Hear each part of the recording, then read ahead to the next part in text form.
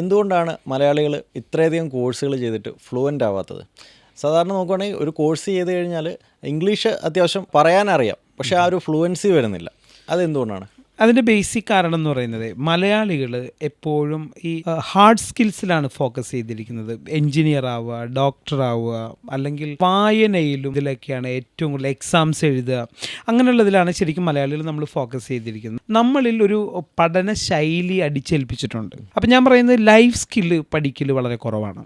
അതുകൊണ്ടാണ് നമ്മുടെ കുട്ടികൾ MBA കഴിഞ്ഞിട്ടും ഇനി എന്ത് ചെയ്യണമെന്ന് ആലോചിക്കുന്നതിൻ്റെ ബേസിക് കാരണം നമ്മളിവിടെ പഠിക്കുക എന്ന് പറയുന്നത് എഴുതിയും വായിച്ചും എക്സാം എഴുതിയും പഠിക്കുക എന്ന് പറയുന്ന ഒരു കോൺസെപ്റ്റിലേക്ക് നമ്മൾ കടന്നു. ഇംഗ്ലീഷ് ഫ്ലുവൻസിക്ക് വേണ്ടി പഠിക്കുന്നവരും ഇത് തന്നെ ചെയ്യണം. ഇപ്പം നമ്മുടെ സ്റ്റുഡൻസ് പോലും ആദ്യം ചെയ്യുന്നത് കുറേ എഴുതാണ്. അപ്പം ഞാൻ പറഞ്ഞത് എഴുതിയല്ല പ്രാക്ടീസ് ചെയ്യേണ്ടത്, എഴുതിയല്ല പഠിക്കണം, നമുക്ക് സംസാരിക്കുകയല്ല ചെയ്യേണ്ടത്. ഇന്ത്യയിൽ എന്തുകൊണ്ടാണ് ആ ഫ്ലുവൻസി വരാത്തതിൻ്റെ ബേസിക് കാരണം എന്ന് വെച്ച് കഴിഞ്ഞാൽ പ്രാക്ടീസ് ഓറിയൻറ്റഡ് അല്ല.